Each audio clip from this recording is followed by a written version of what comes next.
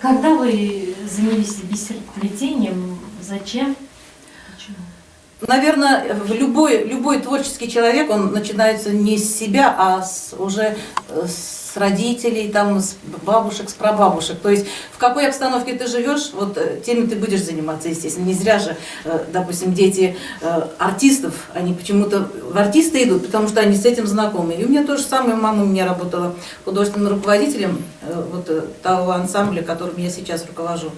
И, естественно, если фольклорный ансамбль, нужно было обязательно все, что было, и старинные платья, и все, что полагается одевать женщине, нужно было не только одевать то, что есть.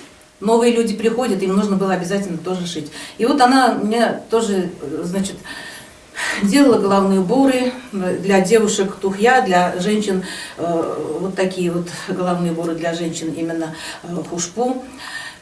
И я все это росла вот в такой обстановке, видела все, естественно, она мне никогда не говорила: доченька, садись, учись. Это я просто смотрела, и вот все это вот вникала туда. И получилось так, что, оказывается, так это заразно.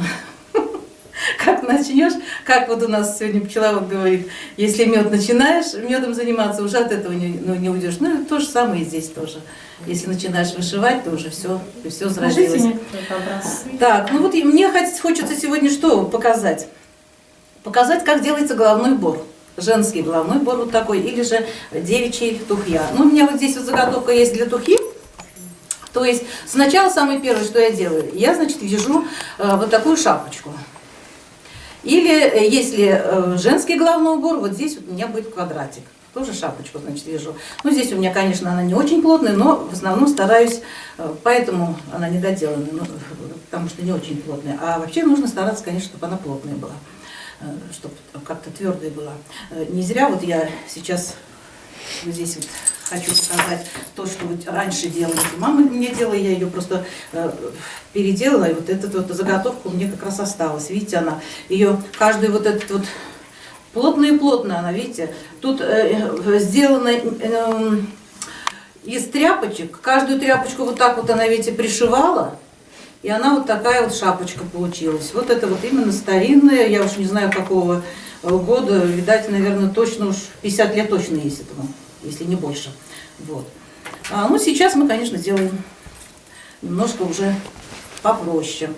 Во-первых, чтобы она была у нас легкой, потому что мы ее одеваем на концертах, на сцену, и желательно, чтобы они у нас были легкие. И делаем, конечно же, уже из современных материалов.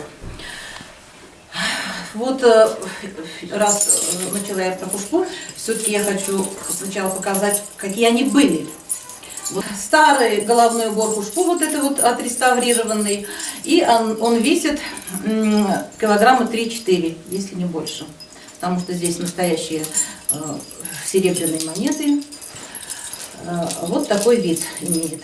Ну, мы сейчас уже, конечно, делаем попроще, потому что старого у нас нету. Мы теперь покупаем то, что продается в ширпотребе в магазинах. И для сцены делаем вот такие вот головные уборы. Ну, самый первый, вот я уже показывала, значит, шапочка. Теперь на шапочку мы делаем вот такие вот полосочки. Вот такая полосочка, вот здесь она мне. Вот я хочу показать, как вот такой вот делается. Значит, потом делаем вот такую полосочку. Вот сейчас я хочу показать. Так, куда я положила? А вот она у меня под этим осталась. Вот, я тут начала делать. Значит, вот из бисера плету вот такие вот полосочки. Ну, орнаменты можно разные придумывать. Ну, естественно, конечно же, стараемся, чтобы у нас были фрагменты чувашского орнамента. Вот. Что нам нужно для этого? Значит, бисер, нитки, армированный стараемся и, конечно же, бисер. И вот мы, значит, плетем как бы вот такие, значит, полосочки. Немножко процесса. Ага.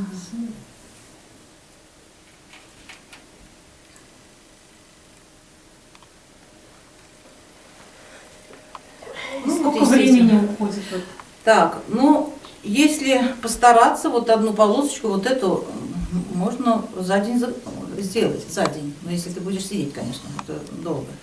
Долго, конечно, да, очень долго. Вот. Ну ладно, вот, значит, плетем. Ну вот у меня получилась вот такая здесь уже готовая полосочка, это у меня на шею. А вообще, можно вот, если вот эти вот не делать, можно это сюда тоже. В общем, вот такие полосочки делаем. Вот.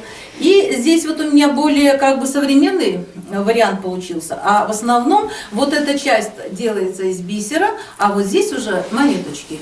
У девичьего головного убора то же самое. Ну, монеточки можем вот такие вот пришивать. Сейчас они продаются в магазинах очень много. В ателье.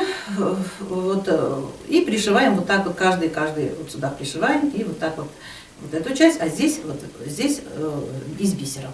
И потом, конечно же, вот такие вот, как здесь тоже вот у нас есть, из бус. Ну, в принципе, вот такой вот, не так, казалось бы, сложно делать. Единственное, что очень трудоемко, конечно.